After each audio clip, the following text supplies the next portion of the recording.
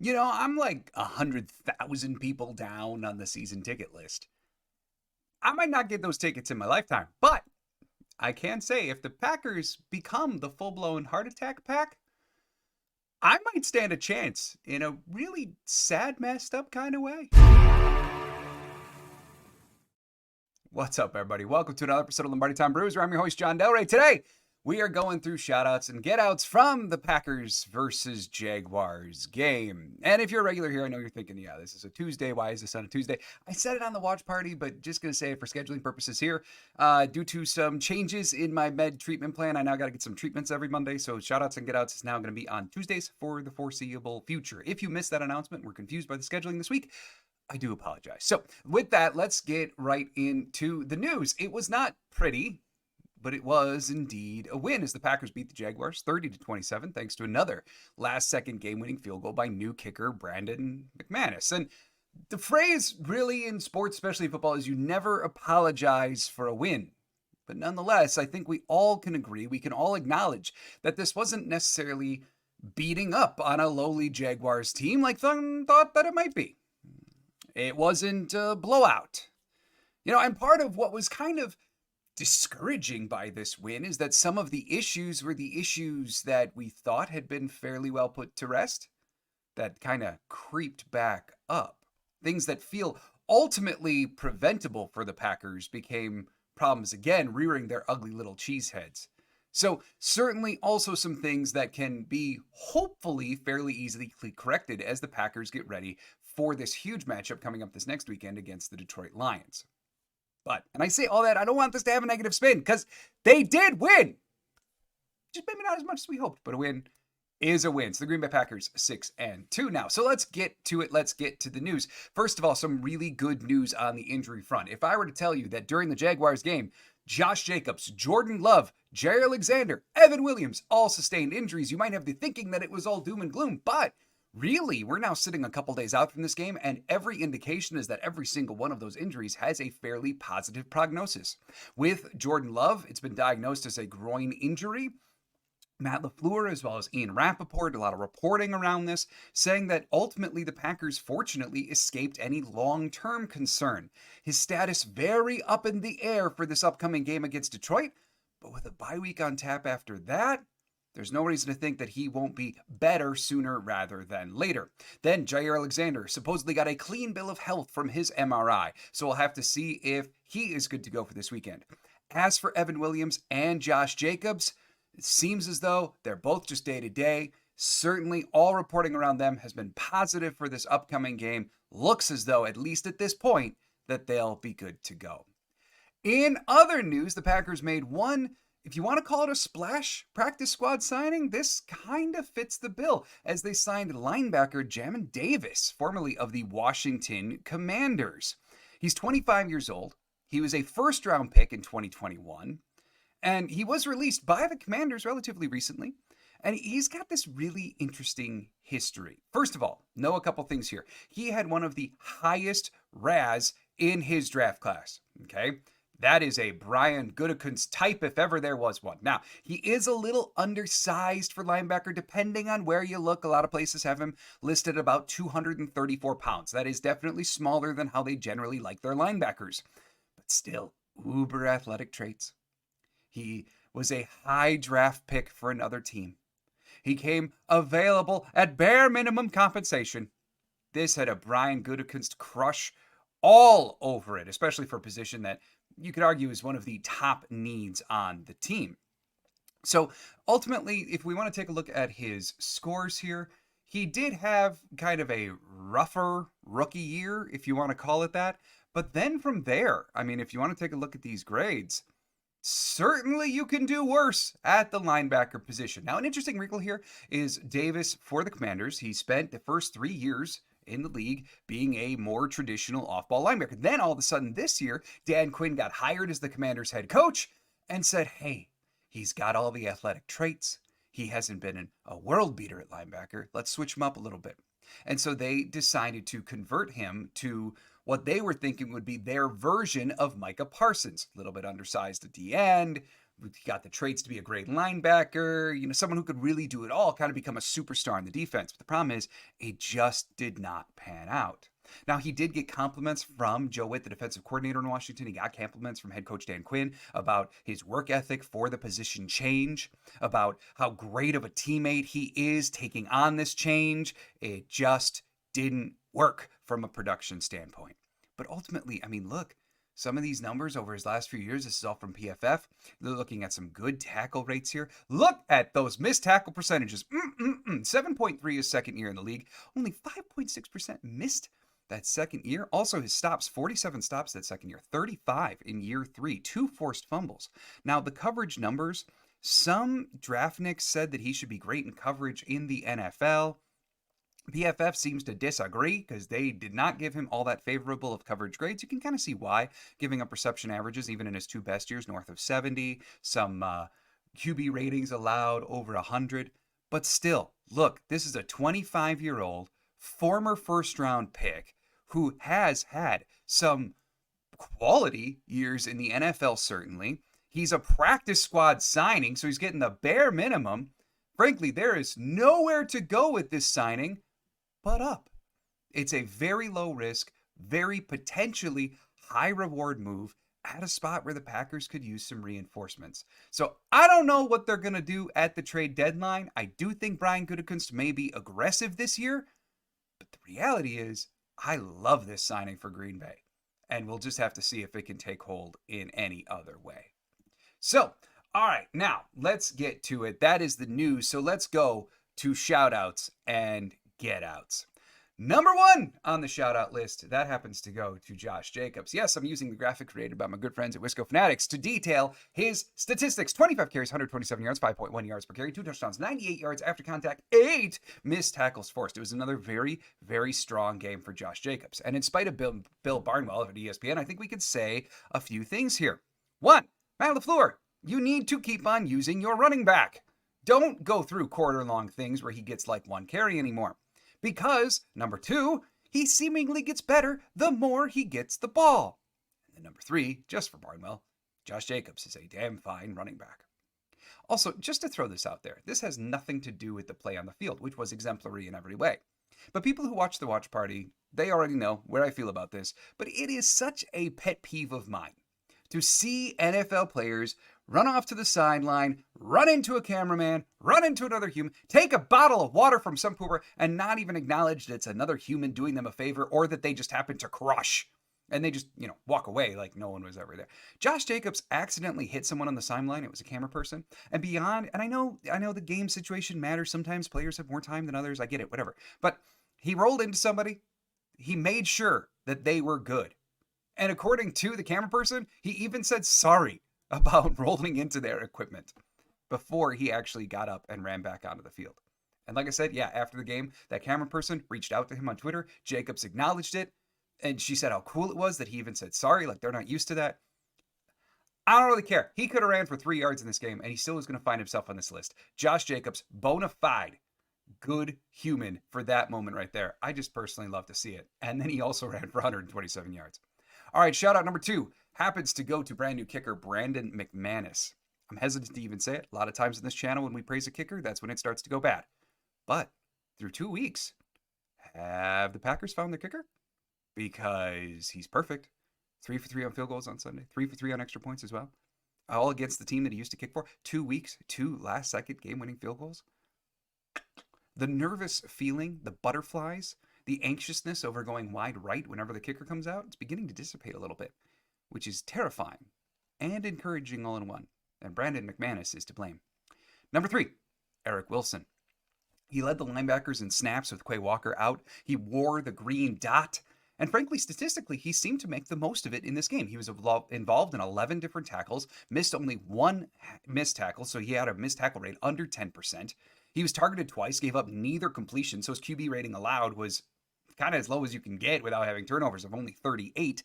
And he was PFF's highest graded defender on the day with a score north of 81.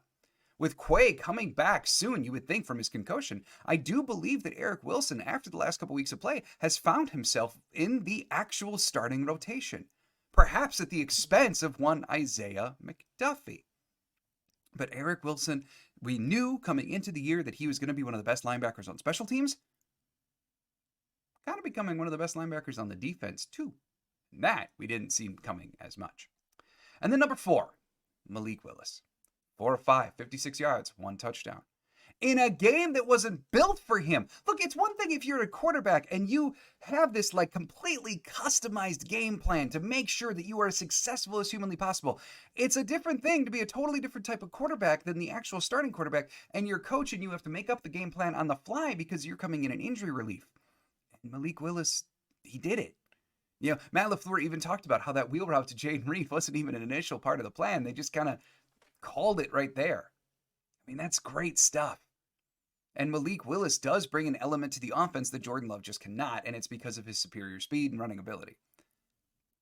Don't get it confused. I'm not saying Malik Willis is a better quarterback than Jordan Love. I'm not even pretending to think that there's a quarterback controversy here. Don't you do it. But the Packers do have an awfully good backup QB who showed that in a game plan customized for him, he can lead a winning offense.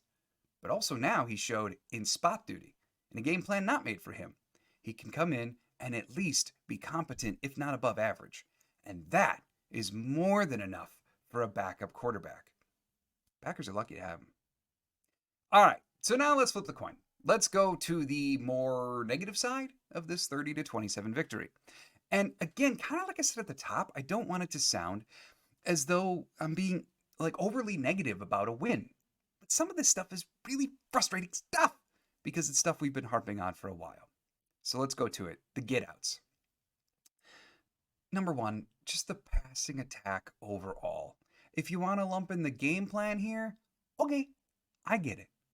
Jordan Love's decision-making this week was questionable. I thought the last time I did shout-outs and get-outs coming off of the Cardinals game was actually Jordan Love's best game this year in that regard. Against the Cardinals, he was taking the check downs. He was throwing it deep when it was actually open to throw deep. I thought his decision-making in that game was great. And now we're seeming to kind of take a little bit of a step back here. Now, if you want to blame it on the injury because it happened so early in the game, I get it. I really do. But ultimately, it's like he's trying to make these tough throws again and again. And I'm not worried necessarily about the interception total. With a QB like Jordan Love, he's not Aaron Rodgers. You're going to have some high interception totals. Some of them flukier than others. So I'm not necessarily worried about that, but it's more so the overall decision-making of throwing into these tight windows again and again and again, even when sometimes there's easier options there. But on another side of the dice, let's talk about those easier options. Because while there are only 2 drops in this game, when you really go back and look at the offensive game plan, I can't say with any type of certainty that wide receivers were streaking open left and right in this game either. And against the Jacksonville secondary, which coming into this game was, by most statistical metrics, easily one of the worst in the NFL, including dead last in the red zone by almost every single way you can calculate it, and then the Packers weren't even that successful in the red zone, yeah, that is still alarming. Because it still should have been better than it was. And it's not like the receivers were doing Jordan Love a lot of favors here in getting open. So even to look at another side of the dice, let's look at the offensive line. They didn't have their finest week in protection. Overall, they gave up 6 pressures on 30 dropbacks. That's not terrible. But if you were watching that game, did you come away thinking that it was only going to be 6 pressures? No, because I didn't really think so either. Even Elton Jenkins, who is having an all-pro year again, he gave up 2. The only one who saw any type of substantial snaps, who didn't give up any, was Jordan Morgan, who's their 6th man up, who played in 10 passing snaps. And then another side of the dice, LaFleur. People have openly and accurately observed that the Packers' offense just feels easier when Malik Willis is in the game. And I would actually say, because it is. It really is. The dedication to running helps open things up. Like I mentioned, that wheel route for Jaden Reed, that was probably more open than a wide receiver had been on any other route, on any other play, the entire day. In short, Matt LaFleur calls a completely different game when Malik Willis is his QB than when Jordan Love is his QB. But the problem here is that the Malik Willis one is easier to execute. Now, I'm not saying that they need to take away the complicated stuff, the deception, all that kind of stuff. But I do think, like, when Love came back, we said the best thing that the Packers can do is learn from this and integrate and fuse together some of the easier run plays that they do with Will. Stop doing so many sacrificial lamb run plays that they seem to do with Love in a QB, and actually do some of the really creative, schemed ones that they do with Willis. Start doing some of the quicker, simpler throws that seem to get Willis into a rhythm that they just seem allergic to calling when Love is in QB. And maybe some of it is Love's fault because of where he's opting to go with the ball. But still, right now, it's kind of like this, every facet is just tougher to do because the timing is just a little bit off. And really, I want to point out again, I feel like I do this every freaking week that the offense struggles, but to me, it's just so abundantly clear. It is my main issue with the passing attack is the rhythm. And it was last year too. The Green Bay Packers are almost never going to go against a defense which is younger or more athletic than what they are on offense. And yet, at times, they move at this glacial pace. Now, when you had Aaron Rodgers, the cerebral QB, and a veteran offense that was not going to blow by anybody, in some ways, you could argue that that glacial pace, making all these adjustments at the line, relying on your wide receivers to, outcraft someone, that could have made sense. But it's not the team you are anymore. Now you're uber athletic. You're insanely fast. So to have that matching of athleticism with the illusion of complexity that LaFleur is known for, to make it this fuse, then all of a sudden we get the offense that we saw in Dallas last year, that we saw not quite break records, but be incredibly good at the end of last year. But that's just not what we're seeing right now. What we're seeing now is like this glacially paced, relying on receivers to beat somebody, and Jordan Love having to make a great throw for it all to work. And it's been too often that we've seen it. And if you want to make the argument against Houston that it's because they're a great defense, can entertain that. Even with Olakun back, I'm not sure you can really entertain that as much against Jacksonville. So I'm just going to continue to harp on this. I want to see them speed it up. Jordan Love is a rhythm quarterback. He's proven that he's at his best when he's playing in rhythm. And part of that includes getting up there for snap after snap after snap and ripping off rep after rep. It's like the quicker he goes, the quicker he processes. The slower they go, the more likely he is to do something difficult. I want to see them get back and use their youth as an advantage. Number 2 on the get out list. I know that was a really big number one. I know. Number 2, the tackling. Goodness, y'all. Like, I pretty extensively covered that Tank Bigsby is a tank in more than just name. He's really, really good at breaking tackles. Basically, since he's taken over for ETN, he's leading the league in running backs in terms of missed tackles forced. But the Green Bay defense did him a whole lot of favors in making it pretty easy in this game, too. This was their worst tackling performance of the year by a mile. Over 15 missed tackles in this game, including multiple by Javon Bullard, Edwin Cooper, Jay Alexander, Keyshawn Nixon, and Isaiah McDuffie. And again, I think PFF was actually fairly generous in this regard. Even Bill Huber for Sports Illustrated, one of the Packers beat reporters, had them much closer to 19 missed tackles on the day than 15. So it was just a poor performance. They tried a lot to just throw an arm at Tank Bigsby. And with the stats that we knew about Tank coming into this game, did any of them seem emblematic of a dude you could just bring down with an arm? No. So then don't do that. And just like as an aside here, some of the defensive personnel things, for the most part, you got to trust Hafley here with what's going on, right? But there's kind of some things that are just a little baffling, or things that maybe we just don't know the full allotment about. So like, one, overall, I'm good with Eric Wilson. He's been playing great. Overall, outsnapping all the linebackers. Okay. But like, he outsnapped Edgerrin Cooper by over 20 snaps. And even Isaiah McDuffie outsnapped Cooper. When Cooper was very first coming back and like making some mistakes and having some splash plays, then it made more sense. But at this point, Edgerrin Cooper is one of the most impactful defenders you have on the field. For him to be getting outsnapped by Isaiah McDuffie just does not feel quite right, especially when you're watching Cooper run down the field 30 yards and break up passes. No other linebacker they have is doing that. So, especially in a game where your pass defense was struggling against Trevor Lawrence, I think Cooper's got to see the field more.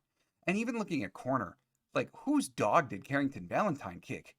Because for a while there, like dating back to earlier on in the season before Valentine got hurt, he began replacing Eric Stokes. He was outsnapping him, one game in particular where he drastically outsnapped Stokes. But now, ever since he came back from injury, Carrington Valentine just can't see the field. And maybe it's because he's not fully healthy and we just don't know that. But it's kind of baffling, again, because Stokes in this game gave up a QB rating again. 109. Another game over 100 where Stokes is getting burned with some fair regularity. I had high hopes for Stokes, but it just isn't panning out. So at this point, is putting in Valentine really worse? I don't know. Those are the two things with the defensive snap counts, the alignments that are just, boy, feels like they could be better if they made those switches. And then number 3, one player in particular from the same area of the field, Javon Bullard. It just wasn't his finest game. Yeah, he unexpectedly, no one knew Evan Williams was going to get hurt early in the game. And so he had to switch from slot to safety. He did still play some slot after the switch, but like his predominant position became safety for the rest of the game. And of course, that is a lot to ask of a rookie, to be starting caliber at basically 2 different positions in the same week, especially with no prep, knowing that you're going to have to switch. But a perfect QB rating when targeted. 2 missed tackles, which frankly was pretty generous, because going back and watching it again, they really only gave him missed tackles when he had his arms on a guy and they escaped. Because if you also count the ones that he took bad angles or just straight up missed when diving, the number's a lot higher than 2. So yeah, he's being asked to learn a lot. But if him learning all of that means that he's going to be below average at multiple spots, then maybe it's time to just limit his responsibilities and give someone else an opportunity to see the field. I do think their best defense moving forward is the big nickel, with Bullard in the slot and Williams at safety. Obviously, if Williams is hurt, you can't do that in fullness, but maybe then you got to put in one of your backup safeties. That's what I'm saying. It's just, this was, hopefully it's an anomaly, but this was a very rough game for Javon Bullard. He got burned with regularity. When it was on him to tackle, he just didn't do it very well. So, time to learn and time to get better. I know. It sounds awfully negative for a game that you put up 30 points and won. I get it. I understand. But again, some of these negatives are just negatives that we've seen before, especially in years past. And kind of going through, it was like the negatives were more glaring than the positives were. But still, though, they picked up a win on the road. They're 6-2, and getting ready, hopefully getting healthy, to take on what appears to be an absolute dynamo in Detroit. Lambeau in their throwbacks. It's going to be a very, very fun game coming up this weekend. Is it going to determine the division? Am I buying into those storylines? No, absolutely not. It's a Week 9 matchup. There is still lots and lots and lots of season to be played, no matter what way this game goes. And I would argue, too, that Detroit right now is very much ascending, while Green Bay is just trying to, make sure they can field everyone out there on Sunday. Because right now, those injuries are the biggest concern, getting those guys right, because that is one heck of a name list on the injury pool right now. So Green Bay's got its work cut out for it this week, but certainly still another win in the books. And a lot of these mistakes, we've seen them corrected before. They just got to do it again. Thanks so much for joining me here on Lombardi Time Brews. Don't forget, LTB Live tomorrow, 4 o'clock Lambeau time tomorrow. Claudia and I will be sitting here to talk to you about the Green Bay Packers and update you on anything else that happens to come out of tomorrow. Then also be on the lookout later this week for a game preview for Green Bay versus Detroit. Have a great night, everybody. And as always, go Pack, go.